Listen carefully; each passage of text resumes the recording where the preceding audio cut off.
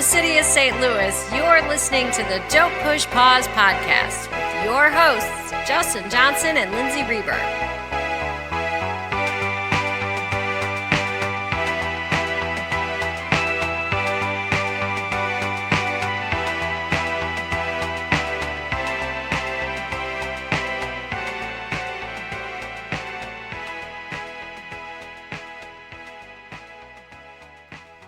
Hello and welcome to the podcast. Welcome back, Justin. I'm so happy to be back. Me too. Before we get going with this episode, this is something that hasn't happened yet. We've been doing the podcast, but we did make an error in our last episode for But I'm a Cheerleader, and we kind of wanted to clear the air before we get into our movie of discussion today, which is New Jack City. So, yeah, Joel Michaely, who is one of the stars of But I'm a Cheerleader, reached out to us on Instagram, and, you know, it's always kind of a little embarrassing when one of the stars points out an error, but we did, and it's worth mention. But I'm a Cheerleader was officially released in 2000 and not 1999. It was released in on the film festival circuit in 1999, but not officially until 2000. And when he let us know our error, we had already recorded the episode and had already released it. So we just wanted to make that correction now, and and hope that we don't make too many errors. We try to research the best we can, but something's always going to squeak by. I hate the fact that it's something as obvious as the release date, but I'm glad we're making the correction now. I knew that there was that discrepancy, but I just kind of erred on the earlier side. But, we are sorry. Yep. So, But I'm a Cheerleader, released in 2000, not 1999. But let's move on to our feature for this episode, which I'm really excited about, and that's New Jack City, which was released in 1991. Good job, and Justin. I know for a fact. Good job, Justin. Yes, I'm so happy we're doing New Jack City. I've always considered New Jack City to be my Scarface. The way Monster Squad has always been my Goonies. Yeah. New Jack City has always been my Scarface. And I've never been a big fan of Scarface. I was just going to say, I like New Jack City much better than Scarface. That'll be part of the discussion today. Ooh. So, New Jack City, why I've wanted to do it for a while. This is, to me, I put this up there with some of the best gangster movies. And then this one is nicer because it's even like a more urban, like modernized, especially for the time, modernized gangster movie that also like brings in all the elements of what makes good gangster movies. But I also later would like to do a little compare and contrast with Scarface, because I think this movie pays tribute to Scarface, but this one I think is on it, has its own thing going on too. Yeah, I feel like it set the tone for anything to kind of come after it that was, kind of set in an urban setting and dealt with whether it was like crime, drugs, any dealings like that, like gang situations. This movie really set the tone, and I think there's just a massive intelligence behind this one as compared to really anything else. And this is another just like a crazy good first film from a first-time director. Yeah. I mean, Mario Van Peebles just sort of he knew what he was doing. Gate, like, and another actor turned director who sort of is coming from that angle. So a couple things we'll talk about. Mario Van Peebles, the actor's director. We'll talk about the cast, because a lot of this cast were names that you know extremely well now that are huge. Yeah. But this was their sort of first time on the scene.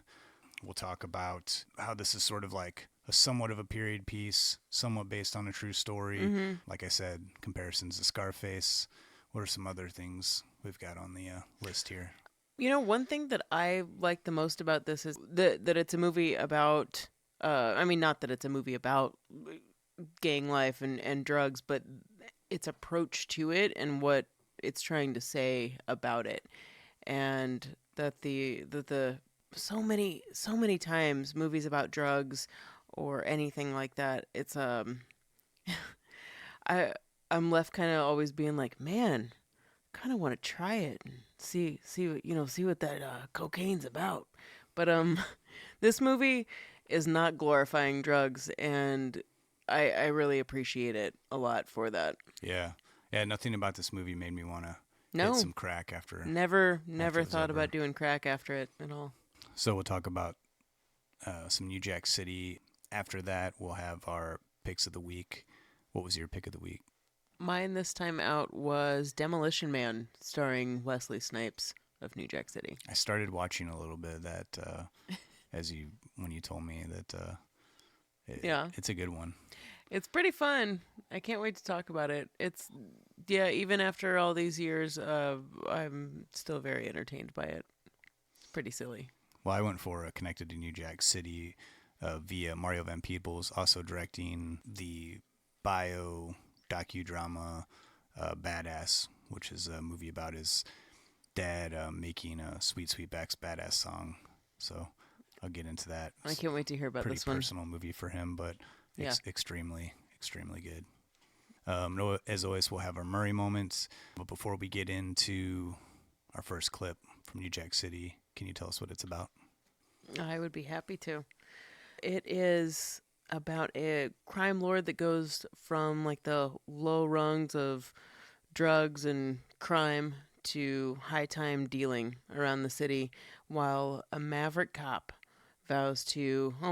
maverick couple cops vow to put an end to his reign of terror over their city and community.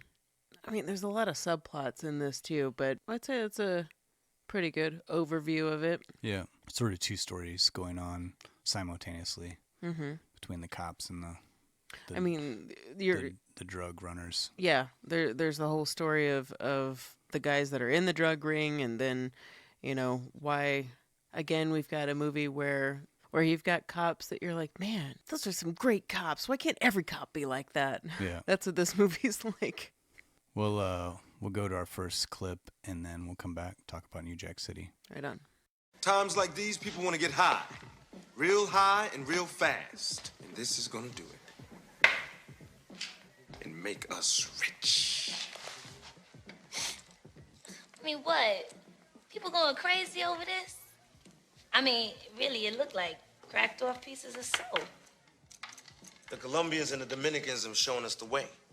The shit is large, but we're gonna do it differently. Gone are the days of selling on the street corners. You change the product, you change the marketing strategy. I've seen the future, y'all. And its name is the Carter. Oh, hold up, Nino. The Carter Apartments, man, that joint is big. What's up? Yo, baby, we talking about combinate and consolidate. That's what up. You're not thinking of taking over the Carter. Yeah, we taking over the Carter. We gonna bum rush the whole damn thing. Now just imagine, if the tenants cooperate, oh, it's lovely. I mean, they become loyal customers. They don't? Fuck it, it's like in Beirut. They become live-in hostages. We're gonna set up a lab here to make the product. Kareem, you can hook up the computer system. Watch out for the workers, the money, and the product. The Dutter man, Keisha, we need a security force. Ward off the rival crews to screen out the customers. We also need lookouts. Here, and here. Alert us of 5-0. One place to make the product. One place to collect our money. We will own this fucking city. So to start out, just a little background on New Jack City, because this was the first for a lot of people, writer, director, actors. So the script in New Jack City existed for a while, written by Thomas Lee Wright, and there was and I'm not sure what kind of story consisted in the original script. The original version. But there was an investigative journalist by the name of Barry Michael Cooper, and he did a couple of articles that were like in the Village Voice. They got pretty big, and they were centered around crack in the 80s and kids sort of killing like kids. Kids killing kids, yeah. inner cities sort of like collapsing on themselves because of the drug problems and police not caring and people sort of like disregarding this problem because it was happening in lower income neighborhoods. And that article was read by Quincy Jones, who was looking for someone to rewrite the script to New Jack City. So he was hired by Quincy Jones, and he basically took some of the basis of his articles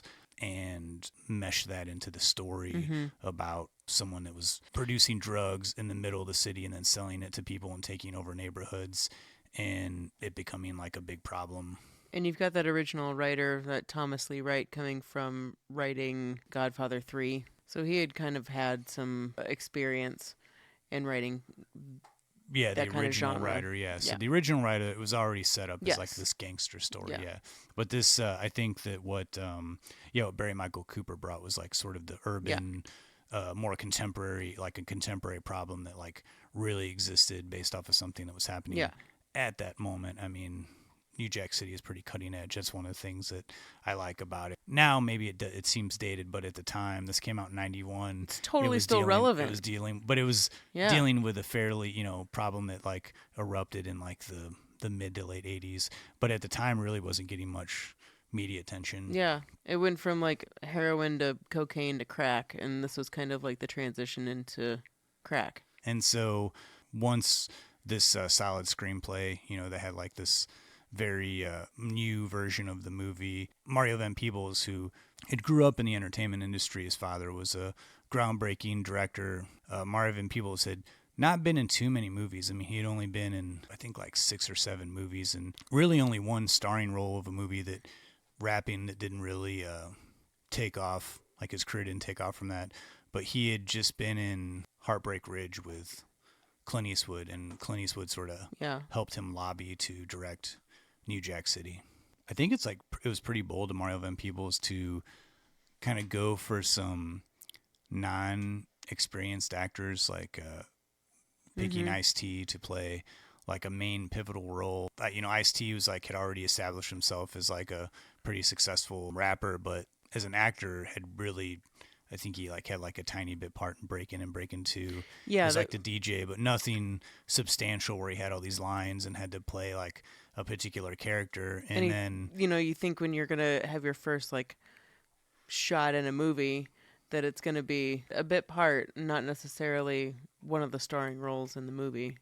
And also having him play pretty much the antithesis of everything that he had created, like kind of who he was and what he represented, to sort of like playing he had a police officer is like. He definitely had some history of like, being in gangs and like being involved with drugs and crime and things like that. And I think Ice-T brought a lot of authenticity to this movie because, I mean, Mario Van Peebles came from a family that had been established in acting, and like he wasn't really plugged into like this world that is in New Jack City, so he needed a little bit of help and credibility in making that believable. That's where you get Ice-T.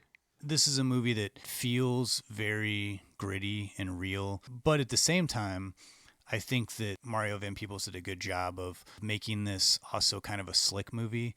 I mean, it does have this authenticity and it does have its, like I said, its grittiness, but it also has this like great opening shot, and it kind of like shows the city of Harlem, and it really shows like a piece of New York. The opening shot's awesome, Yeah, I have to it's say. just like this, big shot, sweeping aerial shot that goes into the first scene of. You're like, this is going to be a movie about New York. Yeah, and it really, to me, that's like a sign of a good director. Someone that's like, I want to take what's good about a little film and what's good about a big film, combine them together. Certainly, I can see that he was like heavily influenced by Scorsese and De Palma and like these directors that have known to do that. They can do a character piece, but then they can also do these sort of like really lush, big sweeping shots. And Well, I think what's brilliant about that is because you're, on that first shot of overlooking, the city, and you think, okay, I'm in for this. It's a movie about the inner city in New York, and like you get this overwhelming feeling, and you're not sure what you're prepared for. But then, by like the third sweeping shot of this like zooming into the city, we zoom into something that like I wasn't expecting, and that's the first shot there of Wesley Snipes and his cohort like holding this guy by his feet off the 59th Street Bridge, and I mean they end up dropping him in there. See ya, wouldn't want to be ya. And you're like, whoa, dude, not only am I already overwhelmed from minute one knowing that this is going to be a big movie, but we see how big it is, and then this little thing that's happening that we zoom into and realize that this is like a huge thing that's about to blow up. Yeah. And I do like that we get the sense that right away this is a big character. I mean, this is a guy who can just, snap his fingers and have somebody just killed. And he hasn't even reached the height of his Yeah, this is Fabian, still when but he's when like we meet him, he's already like he's like this sort of, medium. like, yeah. He's not Yeah. like low rung Yeah. anything. Like he's medium. But I do like it is a very, as far as opening sequences goes to movies, this is up there with among some of my favorite opening sequences. It really just take you directly into like what this, what you're in for. Yeah. It doesn't waste any time. You know that you're in for something that's about to get much larger. Yeah. And this is, like we said, there's a lot of subplots that happen in this movie, but I don't think that there's anything that's like meandering. Like everything to me feels like it propels the story. And I also think that this is a very like breakneck movie. I mean, this is, most of these sort of like huge gangster, like epic movies clock in at 2.5 to 3 hours. I mean, this one is like an hour and like 48 minutes and just kind of really moves along. It never, there's never anything that lingers or gets boring. Like we're moving to each step. You're seeing the setup to how this drug ring like starts small and gets huge. You're seeing all of the inner workings of how I feel like I understand how a whole giant drug ring works after watching New Jack City. When I think too, it's great because we're at like the beginning of the second act whenever their whole empire kind of falls. Yeah. And they have to rebuild, and Ice-T's character starts to infiltrate, like goes undercover. And I feel like in a regular sort of gangster movie, we wouldn't even be getting that. Like the end of the movie would be like their empire falling, and then there'd just be this sort of like wrap up. But this really goes like beyond. This really takes you through the stages without making you sit through hours and hours of like extended periods, which I'll get into with Scarface, like this sort of like extended lifestyle that they show at New Jack City. Like, here's the deal, here's how these guys live, all this money and all this flashiness, but then we're not going to spend like an hour of the movie on that. There are a lot of instances in this movie where they kind of wrap things up in a montage, which is great, because it kind of we get exactly what's happening. We get that they're getting money and they're getting flashy clothes and new haircuts and everything, but we don't need to experience that in a elongated lapse of time. We can wrap that up in a montage to get on with the plot. Speaking of montages, one of my favorite montages, the a cappella guys singing while they're doing the how they start their crack business and how they distribute it and how everything works. I have in my notes here, the a cappella singing over like this is when Wesley Snipes, his crew, is taking over an apartment building very aggressively. This whole montage is breaking into people's apartments and basically like, either you're down with this or we're kicking you out and we're taking over this building. It's a montage of counting money, drugs just kind of like flowing everywhere. All of a sudden, they have this compound and they're just tripping over money at this point. Yeah. Well, and another thing that this movie does too, and we kind of briefly mentioned, was this is an anti-drug movie. Very much so. And it does take a stance. I feel like it takes a stance on drugs. It takes a stance on the downside of living this sort of like quick to make money gangster lifestyle. And very much the same way I feel like Goodfellas is another movie that seems like it's glorifying these gangster guys in the beginning of the movie, but then we have the scene in Goodfellas where Joe Pesci's character, they're all having a good time, they're drinking, and then Joe Pesci's character murders the sort of like assistant guy, Spider, who the guy who's just, you see like how ruthless of an environment that it actually is, and it's not really fun. It's like you can make a lot of money and there's some good times, but then at any second you could be like assassinated or murdered. And I think this movie does very much the same thing. It shows a little bit of like how that,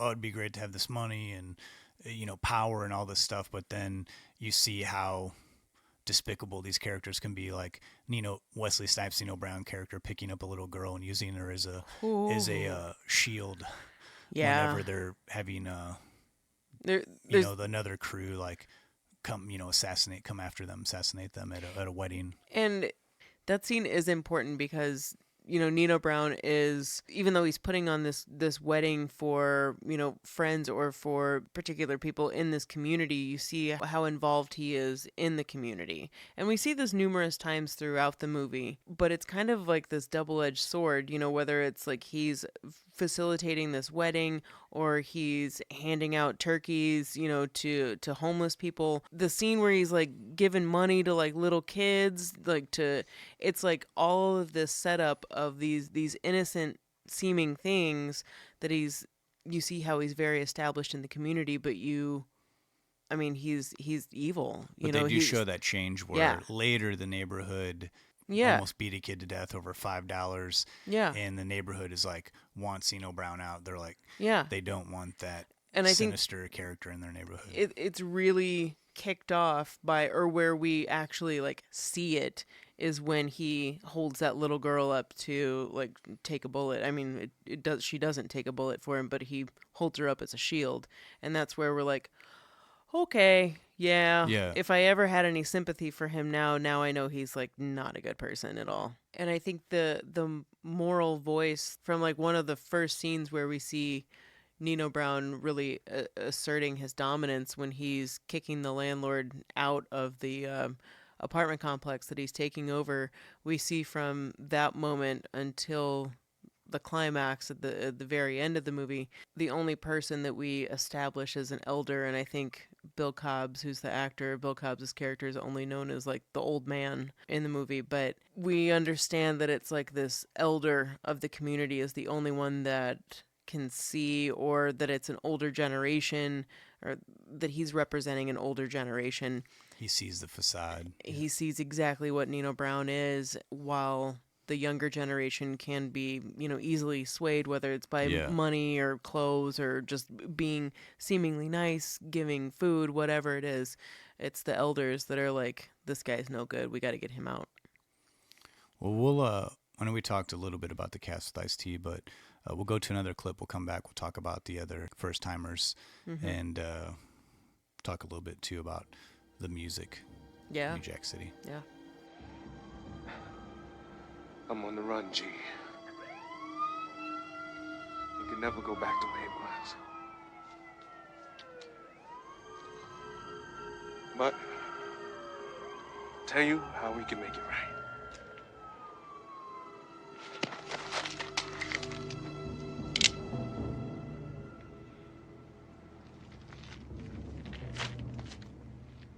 CMB. CMB! Man, we all we got. Am I my brother's keeper?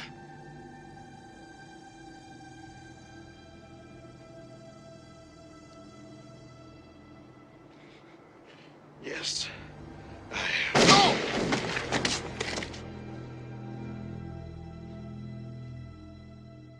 So as we were saying before, this was the first time director for Mario Van Peebles, first time acting role for Ice-T, but we also had a first major role for Chris Rock, probably what I would say is one of his few dramatic roles. And yeah, I mean he's had some things where he's dramatic in his role, but this one specifically to play a big crackhead. Yeah, and he said that people still remember him. They'll like yell out, "Hey, Pookie," and people like during his stand-up and stuff. There's quite a few heart-wrenching scenes in this movie, but Pookie, he's a crackhead who gets busted by Ice-T, cleans up his act, or seemingly so, turns total narc for the cops, infiltrates Nino Brown's like compound. Anyway, he relapses while he's there, and his relapse scenes where he's like fighting the urge to smoke crack again, it's painful, don't you think, Justin? Like, one, I mean, we already said that this is an anti-drug movie, but one, it's like super gross. It's just like he's like sweaty and desperate and crying, and it's awful to watch him. Chris Rock is definitely skinny. I mean, he's always been skinny. Yeah. But man, the scene where he's like on the bed, like smoking crack. I mean, he looks like and like he weighs, shirtless. He and looks like he weighs like 80 pounds. I mean, and like a scene when he I think this is before he cleans up his act, and he is messed up with this woman, and he like attacks her. That scene is super messed up too. Just his performance in this movie is really incredible. But he does bring some well-needed humor to the role too. I think before Chris Rock came on, comedian Martin Lawrence was up for this role too, and he had something else come up in his life, and Chris Rock was brought on. Man, I cannot picture Martin Lawrence as Pookie at all. I've always had a really big soft spot for Martin Lawrence, so I like know. Martin Lawrence, but I don't see him doing. I can't picture him playing a crackhead. He's like a baby face though. Like he looks too, not that Chris Rock doesn't look sweet or something, but I don't know. Chris Rock fits this part more, I feel like, but he really does nail this. It's real sad, and yeah, he is funny in some of the Enterprise line. I can't remember it exactly. Yeah. I tried to remember the drug room that they all go is like the Enterprise, like beam me up, Scotty. Yeah, exactly. You get so high, it's like. And the going back again to the fact that this movie feels very authentic and real. Like some of the lingo that's used in this, you're just like, I've never heard of that, or I never would have thought of that, but I'm sure that that's a thing. Yeah. It totally feels real, and Chris Rock really does bring it to this movie. Anyway, we need to keep on with the cast. Wesley Snipes. Yeah. And so when New Jack City started filming, Wesley Snipes was actually like the least famous person. Yeah. He had really not done too many things. I mean, he was in a handful of movies, got a little notice from being in Major League, the music video for Bad. Wildcats. I think the music video for Bad is what got him where people were convinced he could play this sort of streetwise character.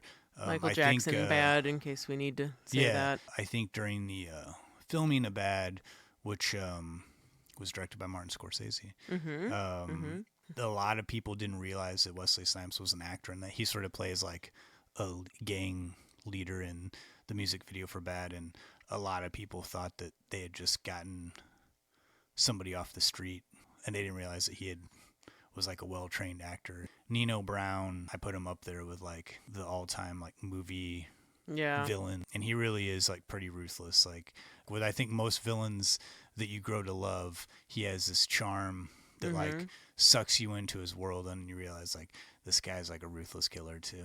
The most like classic scary villains are ones that are like as powerful as they are intelligent, and I think Wesley Snipes really plays both sides of that character really well. Like we see his sort of quiet, contemplative side where he's thinking about the longevity of their company, and the Cash Money Brothers is what they're called, what they need to do and how they need to infiltrate and grow their business bigger. But then at the same time, he has this sort of like reactionary side where he just kind of goes off and, stabs one of his coworkers in the hand with a sword, and like we said, grabs a 6-year-old girl and uses her as a shield. I mean, he has to kill his right-hand man towards the end of the movie too. And then finally with the cast, we've got Mario Van Peebles. I think doing a smart thing where a actor, director, a lot of times you'll see them put themselves as the lead character. And I think it was smart of Mario Van Peebles to say, I'm going to focus on directing and working with these not as seasoned actors. I'm just going to take this small role. And he does place himself. His character shows up in enough scenes where it's like it feels like he's in the movie more than he is. Yeah, that's true. And then we have Judd Nelson, who, say what you want about Judd Nelson. I don't know. I love Judd Nelson in Breakfast Club. I don't necessarily think Judd Nelson is a very good actor. But I will say... He filled in for the white guy in the movie. He does play, there's something about him in this movie. I think he does. Yeah. I think he does an admirable job. Yeah. I do like the little Breakfast Club shout out that they do. Right when his character's introduced, you see his like boot come down, and it's sort of the same like the boots that like fold over like he wore in Breakfast Club. Like, yeah. He I kind of missed has that. It's like a quick little thing. I feel like it's a shout out to Breakfast Club. Probably is. I really like Alan Payne, who plays G Money. Yeah, Alan Payne is great too. Yeah. I think I've always had a affinity or a like for him, and he's really solid in this movie too. Yeah, he has that sort of like young cockiness, but you also like feel for him when he gets killed by Wesley Snipes. Yeah. I guess like I'll move on here. Wesley Snipes' character of Nino Brown.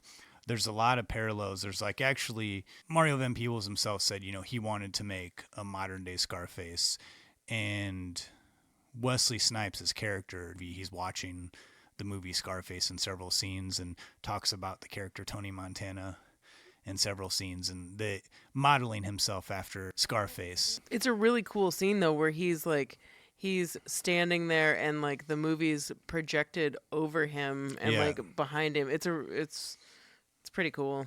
This is the thing. I think the parallels with Scarface and New Jack City. Again, like I said it before, New Jack City's always been my Scarface. I've never really been a huge fan of Scarface. I've watched it like 4 or 5 times because it is one of those movies that's on my list of movies that I'll say also include like 2001. Does this mean movies that a lot of people like that you're not so into? Yeah, but they're ones that I continue to watch throughout my life because I'm thinking like, am I missing something here? Am I not getting it? And again, by no means do I say these movies are bad. They're clearly good movies, but they're just ones that I've never been able to like get a great affinity for. Mm-hmm. To compare and contrast this to Scarface, a lot of the things I like about New Jack City versus Scarface are, one, Scarface is very bloated to me. It takes so much time setting up the scenes of like the era, and like with Scarface, it's we start off where the Al Pacino's character is like a dishwasher, and then it's like this slow ascent into the ranks of like becoming a head honcho in the drug business. We're already there. We don't need to see that startup story with Wesley Snipes. We get it in like one scene of exposition where he's talking about joining a gang when he's younger. He's already like a powerful character who's about to get more powerful. So to me, it's already interesting. We're already showing someone who has a history and we're curious about him. Like, we're not starting off at the beginning of somebody's story. Also, another thing that I thought was smart with New Jack City is like they don't have the lead character who's selling drugs doing the drugs. And that's something, becomes the lead character Scarface. His downfall is he becomes consumed with the drugs that he was selling. And maybe that's the point. But to me, New Jack City, it's smart because you still have a downfall of a character, but it's not something like drugs that takes him down. It's not necessarily his own doing. Nino Brown, when G-Money, his second in command, starts doing crack, he's like, dude, you don't do that. That's like the first thing is you don't do the drug. And I think it shows like how much smarter of a character he is. The other thing that I really appreciate about New Jack City 2 is it, to me, a much more satisfying ending. It's like a very condensed film. And also, finally, the last thing is that Scarface, the music has always really bothered me. It's just like all over the place and just seems like overly dramatic. The music to New Jack City, to me, was cutting edge for the time. It was like very hip, and it's still, when you watch New Jack City, sure, it does feel dated now. That was like, it's very much like an early 90s, like what was hip in the early 90s. They wanted to do that intentionally. But that was like an intentional thing. Like the music was supposed to be a part of it. You have these R&B artists at the time appearing in the movie, and then appearing on the soundtrack, even opening and closing the movie with Queen Latifah's song. They definitely set out to implement some type of like music video quality, I think, to this movie. Not that the movie feels like a music video by any means, but there are like some club scenes where clearly showcasing songs and it plays out, but at the same time it feels like it feels real because it's like this is supposed to be a club, and they can cut to, and this is a movie that I think can get away with cutting to what's going on in the club. I was talking to Justin Hayward the other day, and he was watching Bullet with Steve McQueen, and he mentioned how there's this whole scene where they're in a club and they keep cutting to the band for whatever reason, just to make the movie drag out or whatever, and all these reaction shots, and you're just like, why do they keep cutting to the band? This is so like taking me out of the movie. But it's just like, this is a movie that I think gets away with it because it's very much like part of the story, the drugs and like selling it in the clubs, and like it adds to the story versus taking away from it. Yeah. So we should move on. But did you have any final? Yeah. One more thing in regards to comparing to Scarface. Man, I really sound so anti-drugs right now, or this whole podcast, but I really am so grossed out by like glorification of like really anything in movies that's like clearly like not a cool thing, whether it's like making a serial killer look cool or glorifying violence. Really, drugs is just like especially gross to me. So that's why I think Scarface has never really appealed to me, and I think like mainly dudes that I've known in my life that have really liked Scarface just kind of getting off on like doing as much blow and like shooting up as many, saying whatever. That is just an automatic turn off, and I love that New Jack City to me is so much above that and so much more intelligent than a movie like Scarface. It just has so much more credit to me and just so much more merit to it. Well, I will say, for all your anti-drug talk, before this podcast started, I jokingly said, if I did whip out some crack and said, we should smoke it before we do this, you said, since it was me, you would do crack with me. And I was serious. It makes me feel good in my heart that you trust me enough that you do crack with me. Yeah, I would. You know? I would. If there was a perfect scenario for us to do crack, it wouldn't be right before we recorded an episode. I mean, that would be a very special episode. Yeah. I'm saying I'd rather, if we were going to do crack, that we weren't getting ready to record an episode. Yeah. I'd rather just kind of do crack and kind of like leisurely get to hang out while we're high. Just like see what happens. Just see what happens. Man, if it's anything like that... I don't even know if crack is still available. It's probably some hybrid at this point. It's probably not just... Meth. I don't really want to do meth. No, I don't want to do meth either. I feel like there's a difference. Yeah. No one ever says like doing meth is like being aboard the Enterprise. No one really does at all. So the moral of this story is just smoke pot. I'd be less scared to smoke crack than I would marijuana. Man. Okay. Really? Pot makes me weird. Do you know what crack does to you? I don't, but okay. Well, you know, there's less fear in the unknown. For me anyway. So that wraps up our talk on New Jack City. We should get into our picks of the week. Yeah, we really should. So your pick of the week was Demolition Man. It was. Connected to New Jack City via Wesley Snipes. Yes. What can you tell me about Demolition Man? You know this about me, that I'm guilty of being sucked into an action movie here or there, but a futuristic dystopian movie that satirizes itself, oh yeah, that's gonna suck me in. Demolition Man may not be rocket science, but why it's awesome is because it appeals to fun action flick fans while not completely dumbing down a plotline. So this movie from 1993 stars Sylvester Stallone, as we said before, Wesley Snipes, and Sandra Bullock just a year before her massive success in Jean de Bon Speed, along with a whole host of who's who supporting cast like Benjamin Bratt, Dennis Leary, and Rob Schneider, and Bill Cobbs, who I mentioned before. He's the old man in New Jack City who guns down Snipes' Nino Brown in the film's final scene. So the general plot of the movie is, after this traumatic incident involving a psychotic criminal named Simon Phoenix, who's Snipes, he tricks police into thinking that Stallone's rough and tough cop character, John Spartan, is responsible for the deaths of multiple innocent citizens. Both John Spartan, or both Stallone and Snipes, are arrested and cryogenically frozen in a futuristic prison program. And 30 years later, the city of Los Angeles has suffered a devastating earthquake only to rebuild itself in the vision of a secret megalomaniac and sublimely fascist leader projecting this idea of peace and love and harmony, but all you have to do is give up your rights to live freely. All the while, this secret resistance is growing beneath the city, and that's led by Dennis Leary. And they're trying to rise up against this brave new world where you can't curse, eat bad foods, have sex, etc., etc., and this leader of the not-so-free city of San Angeles, which is now called, unleashes Snipes' Simon Phoenix to wreak havoc on an unsuspecting city, while the impotent police force, who hasn't seen real crime in over 30 years, is left completely clueless. And in order to fight the likes of Phoenix, police decide to unfreeze the only remaining 20th century cop to deal with a 20th century vicious criminal.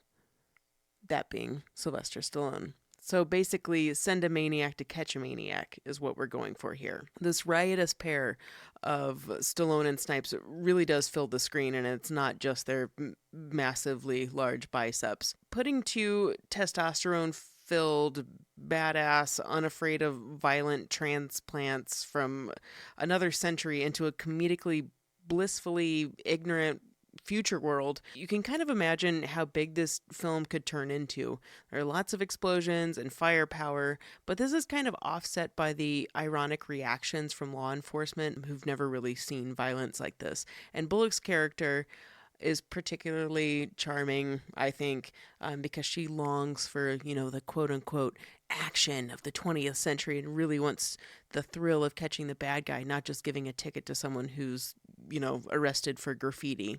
Her office is totally donned with 90s action movie memorabilia, most notably a massive Lethal Weapon 3 poster, which is pretty funny considering we've talked about that on this podcast before.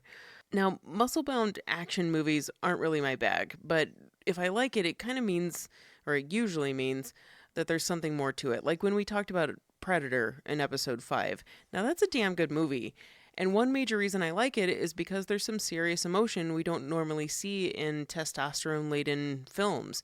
And Demolition Man is silly, it's fun-filled, but it is totally an action movie, but it has this light comedic social commentary that I like. It's kind of the same reason that the movie Idiocracy is so well-loved, but Demolition Man is definitely not as over-the-top as that one. The social commentary in this movie is really not hard to spot either. So, for instance, Sandra Bullock's character, her name is Lenina Huxley, and she is clearly named after Aldous Huxley, who wrote the dystopian novel Brave New World. And in that novel, the main character is named Lenina. So we're already kind of led down that path. In contrast to Brave New World, though, the Demolition Man world restricts physical contact like sex, kissing, and we can't even high-five in this world. And this is a direct comment on the massive spread of, what I'm imagining anyway is a direct comment on the massive spread of STDs that began to be noticed in the 80s and had reached a major pandemic level by the 1990s. The seemingly perfect world of San Angeles rebuilding after total destruction seems perfect, except for the subterranean folk living underneath the city. And this addition to the story kind of serves as a reminder of the 1992 earthquake that was huge and rocked that area, not to mention the fact that California residents live with the threat of earthquakes all the time, or experience them every day. Among other things, Stallone, this is kind of a funny one, but among other things, Stallone learns after being unfrozen that Arnold Schwarzenegger has been president at one time via constitutional amendment. And keep in mind, we are coming out of the Reagan era as well. Now, in our non-movie present day, we have a reality show malignant, narcissistic megalomaniac as our real-life president who is despised by the former California governor Arnold Schwarzenegger. It's really funny sometimes how, I don't know, reality in movies, I'm just going to leave that one there. But most notably, another thing with Demolition Man is its comment on how fearful society has become after violence between cultures and races and police brutality are definitely being more talked about. And keep in mind, this was also just a short time, I want to say a year and a half or 2 years after the Rodney King beating that took place in LA. So this was a major topic that was getting people to talk about it. Now, there's no resolution given for this in the movie, but by the end, the only cop from the violent 20th century, Stallone's character, he sides with the resistance from the underground, leaving us with the hope that the rest of society could possibly live in true harmony and not be forced to forfeit their human rights and live freely. So I guess that's a positive hope for the rest of the world. And kind of lastly, and not as important, but still funny, and Justin, you kind of brought this up to me, there's obviously some direct punch at commercialism and marketing with the little snippet in the movie about these so-called franchise wars, where every restaurant, Taco Bell was the only restaurant to survive the franchise wars, and so now every restaurant is Taco Bell. And while this is direct product placement, remember in 1993, Taco Bell was also like the lowest of the low when it came to fast food. So I don't know, it's kind of funny to think about like now Taco Bell is totally viewed as, it's kind of different than They it was. They really turned it around. They really did turn it around. They did win the franchise wars. I think they did. I mean, I like Taco Bell. Hey. You could. What about that spicy potato taco? Taco Bell is seriously, they shaped it up. It could be looked at as Right. direct product placement, but they're making a comment with this. And also, there's something funny too. Taco Bell wasn't known to like international audiences, and so it was changed. Like literally, it was changed through graphics in the movie to Pizza Hut. Yeah. For international releases, which is really funny. Bizarre. Oh, I know. Okay, I should probably cut myself off talking about Demolition Man, but for real, this movie has a lot to offer for hardcore action shoot 'em up type movies, but it also has so much on a satirical front too. It never takes time to beat you over the head with a message, and I think is the reason why this movie doesn't take itself too seriously and retains a high level of tongue-in-cheek humor. So Demolition Man, Stallone, Snipes, Bullock, come on. It's a pretty fun one. Did you end up checking out the rest of it, or did you just start it, Justin? I started. I haven't Okay. gotten through it yet, but Okay. I'm well on my way. I promise you it's pretty fun. I'm watching like 3 movies right now, like Okay. kind of like switching back and forth. Okay. All right, tell me, please, about your pick of the week, Justin. So my pick of the week was Badass, which probably the most recent film I've ever discussed on this podcast. It's pretty exciting. 2003 it came out. But it's a movie that takes place in the 70s. This was probably Mario Van Peebles' second best effort as a director after New Jack City. And this was a movie that was pretty personal to him. It is on the making of Sweet Sweetback's Badass Song, which was a film, the second film directed by his father, Melvin Van Peebles, and it was also that film that came out in 1971, and it was actually Mario Van Peebles' first film as an actor. He was like a 12 or 13-year-old kid, and he plays the young version of Melvin Van Peebles' character. So Badass is basically a biopic of the production of that movie and Melvin Van Peebles' struggle to get the film made and ultimately get it released. I love movies about making movies, and this I think is one of the best. It does fall on a lot of the tropes of like a biopic movie does, but because it's them making a movie, to me it's like always real fascinating, interesting, and exciting. I guess mainly to give you a little preface on what the movie's about.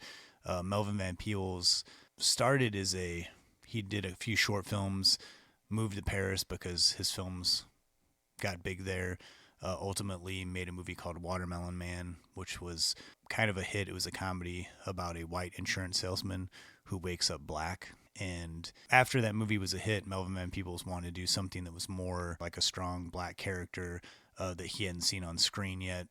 And he wanted it to be a serious film. And he just couldn't get the money. The studios wanted him to do something that he had already done before, something that was funny. So he decided to make an independent film, which was kind of unheard of. I mean, early 70s, raising the money yourself and making an independent film was not something that a lot of people did outside of the studio system, especially for African-American writer-director. But he raised the money, ultimately got a lot of the funding from Bill Cosby, who was already fairly successful at the time and appreciated what Melvin Van Peebles was doing. The Badass movie shows the process of Melvin Van Peebles making Sweet Sweetback's Badass Song, which is about a kid who grows up in a brothel, gets raped by one of the prostitutes there, gets nicknamed Sweet Sweetback for getting known as having like quite a large penis. Eventually gets older and starts doing sex shows. The movie's pretty borders on like somewhat of like a porno, I guess. Apparently some of the sex scenes were unsimulated. The movie Badass doesn't really go into a lot of that, but I watched Sweet Sweetback while I was doing research for this movie, and that one is definitely a tougher watch because it sometimes just seems kind of like a jumbled mess. But at its time, when Sweet Sweetback came out, it was known as like a very important film for the African American community, especially the Black Panthers, which basically said it was like required viewing because the main character gets involved. It shows brutality of the cops against African American males, but the main character is able to fight back against the police, not only fight back, but get away from the police. It does have an ending where he escapes to Mexico and gets away from the police and vows to come back and get more vengeance. The Badass movie basically shows the process of them making the movie. It also shows that Melvin Van Peebles really strived hard to have a multiracial crew, which was something that was unheard of at the time. Also shows the struggles he had in making the film and how he kind of like almost kind of went crazy making it. It shows him making his movie, finally getting it made, and then it shows a process of how hard it was for him to have this movie actually shown in theaters, because most of the theater owners at the time, or I'm sorry, all of the theater owners at the time were white, and they weren't about to show like a first run movie that was like directed toward an all black audience. So it was a slow start, but eventually became one of the highest grossing independent films of the time of its release, and Melvin Van Peebles kind of carved a place in film history. And I think this is a really good tribute to his film. It was written and directed by Mario Van Peebles, his son, based off the book by Melvin Van Peebles. And as far as I can understand, very closely captured the time period. It is a very exciting movie to watch. There's a lot that goes on. If you're someone who's fascinated by behind the scenes and the struggles of making a really low budget movie, I think this would be right up your alley. It has a really one of those great endings where they're in the movie theater and no one's coming, and then he's very upset, and then all of a sudden it's like the theater's like sold out and there's like a line around the block. And I don't know if it happened exactly that way, but it makes for this like fantastic ending. And there's a lot of history that goes on in this movie, but it is exactly like New Jack City. It's condensed really well. It's like a really fast-paced movie that's entertaining, but also gives you a lot of information, and seems like it's coming from a very genuine and accurate place as far as like history goes in that time period. I can't imagine making a movie like this, it's like half like a kind of documentary or homage or something like made by your son, how it couldn't be as accurate as you can get. Well, I can't wait to see Badass. Thank you for bringing it up. Yeah, thanks for Demolition Man. I'm going to finish that soon. So those are your picks of the week, Badass and Demolition Man. And here's your Murray moment.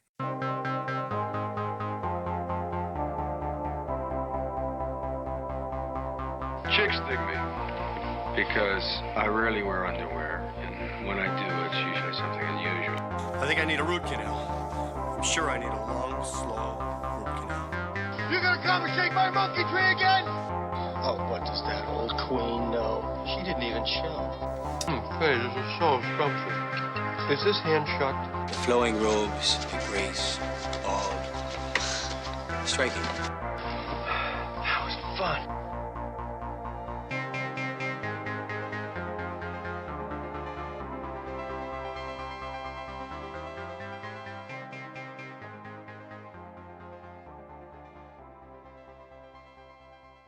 After enough time in life, mostly everyone deals with drugs, addiction, and death, whether it's personally or someone they know. With New Jack City as a springboard, this Murray moment kind of came pretty organically. One formative moment in Billy's life was the loss of his friend John Belushi. John died in 1982 from an accidental drug overdose from what's called a speedball. That's a intravenous combination of cocaine and heroin. Lorne Michaels, Danny Aykroyd, and Billy have all alluded to not being from a generation where you told someone how to live their life. Albeit understandable, it seems like they all feel some regret of not getting more involved when they saw John spiraling. And when John was on SNL, he stayed focused. He may have been coked up, but he was focused. And when he left SNL, he might have had projects in the works, but he lacked that same focus and just never knew where the party ended. Everybody's going to die. Whether you get a byline in your life or not, everybody's going to die. And he died, Billy said of John in an interview with the Irish American in 1988. That's the worst part of it for us. We enjoyed him. He was our friend, and he died. And he went in a bad way, and he's getting brutalized for it. He's paying for it more than you or me or anybody. This police chief in LA put up this huge poster where John died, of dead bodies in a morgue and a big fat body under a sheet saying cocaine is a killer, right where he died, intentionally, very willfully, very maliciously. I wanted to set fire to that thing. I wanted to blow it up. John's life was hard, Billy continued in the interview. He had a lot of fun, made a lot of people laugh, and he did a lot of nice things for people. I mean, when he was coked up, he was a horrible asshole. There's no question about it. But when you're friends with someone, you're friends. You don't just write them off, even when they're dead. Now, while doing research on New Jack City and Billy's relationship with John Belushi, I happened to be rewatching Billy's first dive into his dramatic role, The Razor's Edge, a movie I've definitely talked about or brought up on previous Murray Moments. And in an oddly coincidental moment, was struck by something in the film I hadn't noticed before, and I feel kind of dumb for it now. In the movie, Billy's cradling his dead platoon leader, played by his real-life brother, Brian Doyle Murray, someone who also knew John Belushi very, very well. Billy's character says these insulting things about his dying platoon leader, something of a Persian tradition of telling awful stories about a deceased loved one in order to remind yourself to not get too sentimental, even though you're emotionally destroyed. Now, in this moment, I've always been more affected by the obvious, Billy talking to his brother. But watching it now, I realized and then confirmed via the internet that this speech he gives in the movie, man, he's eulogizing John Belushi. Suddenly, this moment became even weightier than I could have ever previously imagined. He was a slob. Did you ever see him eat? Starving children could fill their bellies on the food that ended up on his beard and clothes. Dogs would gather to watch him eat.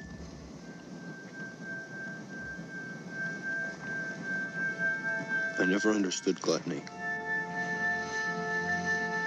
but I hate it. I hated that about you.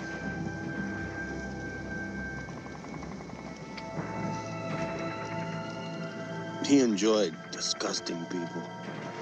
Being disgusting, the thrill of offending people and making them uncomfortable. He was despicable.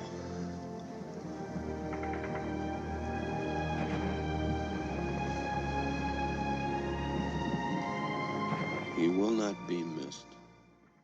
Let this serve as a reminder to always take into account the time period when a movie was made. Maybe there's something deeper going on than just the plot of the movie. Post Where the Buffalo Roam, post John dying, when Billy took a hiatus from starring roles in Ghostbusters, something happened to him, and I've talked about this before too. He knew that if he hadn't found what he did in life, he could have very well ended up like John. He didn't go that route. His path led him another way, one of more self-discovery. The Razor's Edge really does feel like Billy's finding himself, but through the lens of this specific story. That's the reason I'm not the one that's dead, Billy continued in the Irish American interview. I really think if I hadn't found something, I'd be dead. The attraction to the fast life is very powerful. Even today, I could go at any time, and I'm aware of that. You can be this dude walking down the street and end up handcuffed to a bed in New Jersey before you know it, and I caution anybody who walks out onto the street to settle your accounts before you leave the house every day. It's not just showbiz people. Billy, along with SNL folk, even our friend Penny Marshall, spoke a lot about John's death back in the day. I'm deliberately leaving out some things pertaining to that aspect out of respect. But the most important thing to pull from, like, anytime someone passes away from drug addiction or an overdose is awareness. And it's not easy for those left behind. It sucks because some part of you feels like you could have prevented it.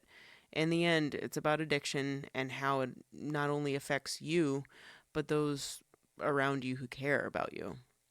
New Jack City says the same thing. The war on drugs may be a futile effort, but recognizing addiction is a huge step. Anytime Billy has spoken about John in more recent years, you can still see how it affects him. Whether it feels strange to him that John's been gone the same amount of years that he was alive, or Howard Stern asking Billy a dumb question like, how's it feel to be Belushi's replacement in Ghostbusters? And Billy responding, saying, it bothered me more that John died.